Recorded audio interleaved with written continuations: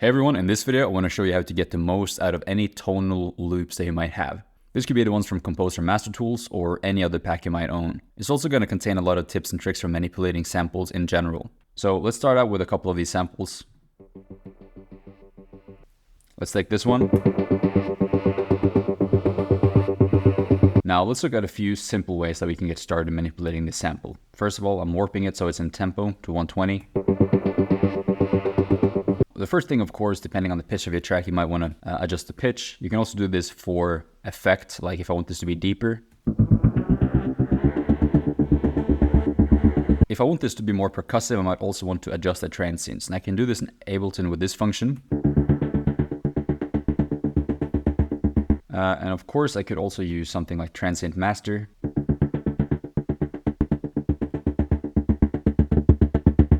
So that's a start. Now another easy way to manipulate these sounds is to use a filter. I could also add an effect rack and use some of the presets included in Composer Master Tools to manipulate this a bit further. Let's see what happens if I add the bass annihilator. It's a bit more distortion. Maybe this one called bass beefer. And then we could automate this filter a little bit.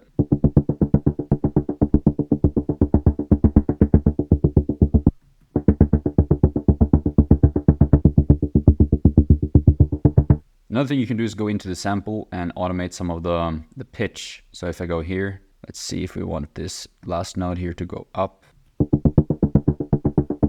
Like that. And maybe just one little note at the end here too.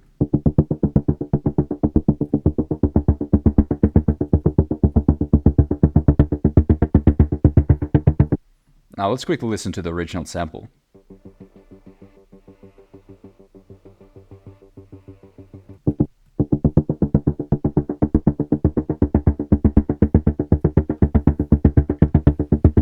So that's just a simple way of adjusting the transients, the filters, and some of the pitches. Now let's get a little bit more creative.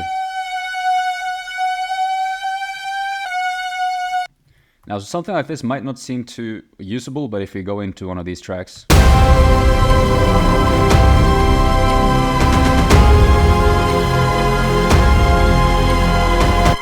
we could add it in here.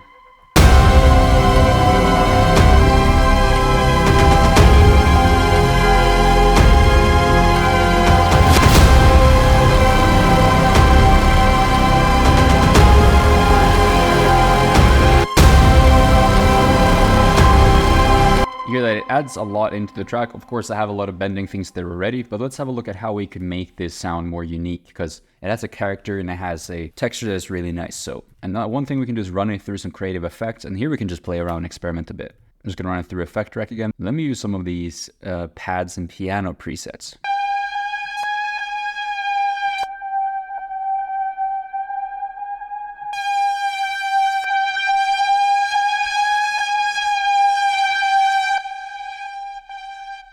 And that's pretty nice. And of course you can pitch this around. You can also change the clip transposition even more. You can do what we did before with the beats mode, and we can even make this a rhythm in Ableton. You can use this with any kind of tremolo effect as well.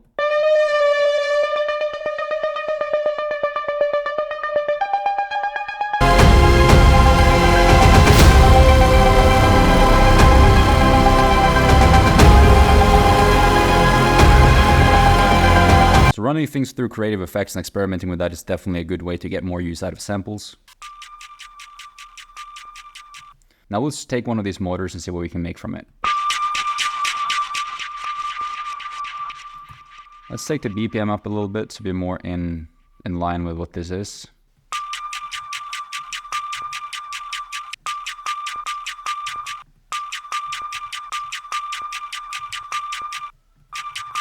Another thing you can do is just to chop up different rhythms from the original sample if it has a recurring rhythm, like this. And then I'm going to consolidate that.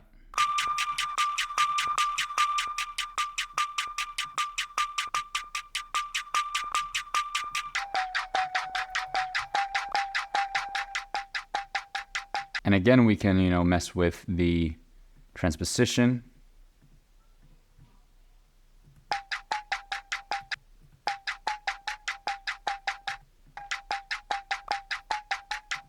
Okay, I can just run this through, you know, some distortion or fuzz.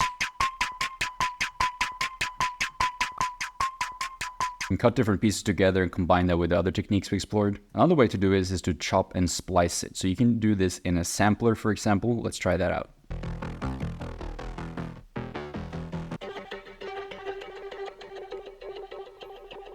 Let's use this one. This one has a really interesting texture to it. So I'm going to add it into a sampler. I'm going to go to the slice mode here. And this is going to let me play the different slices of this sample on my keyboard.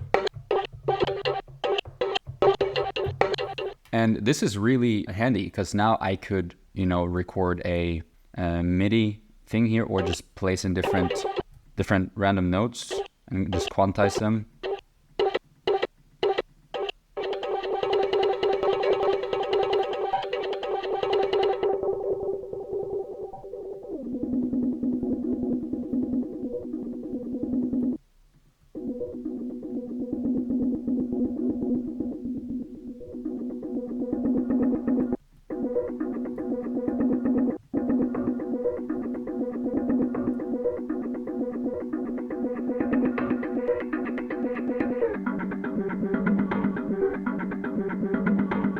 Again, maybe adding some effects to it.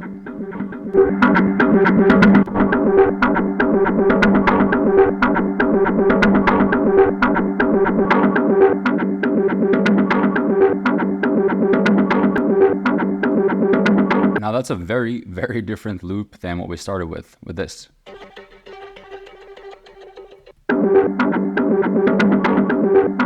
But because these loops have such a great tonal character and a lot of rhythm, it makes it very easy to turn it into a lot of different assets.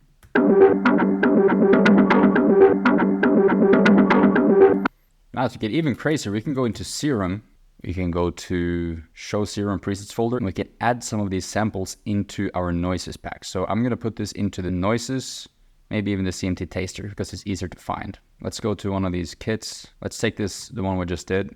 Just going to add it in here. Now I'm going to go to rescan folders on disk, and I'm going to go over here to noises. I'm going to find that noise that we just added. Here it is. And now if I turn off the oscillator A, we're going to get that loop playing here. We can change the pitch. And it becomes essentially a noise oscillator. Now the cool thing is that we can go to any other wavetable here, and we can set this to FM from noise. Let's go to sine wave.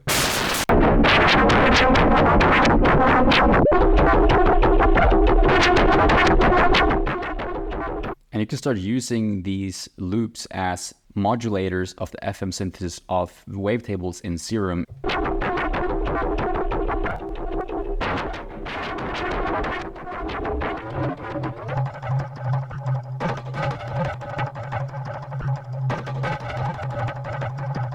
And maybe you do something like this. Let's just record it really quickly.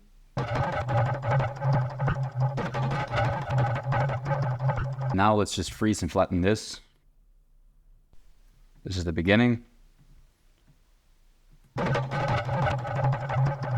And so on, you can start manipulating these samples again and turn them into more loops, more pulses, and so on. So these are some ways that you can take any tonal loop and turn them into really interesting effects. So remember, these principles apply to any loops. So play around with pitching them, playing with the transients, maybe even reversing them, cutting out different parts and rearranging them, or using a slicer and a sampler, running them through creative effects, and essentially just experimenting and having fun with them. This way you can get a lot more use and a lot more unique results out of these tonal loops. So I hope that was helpful. I'll see you in the next video.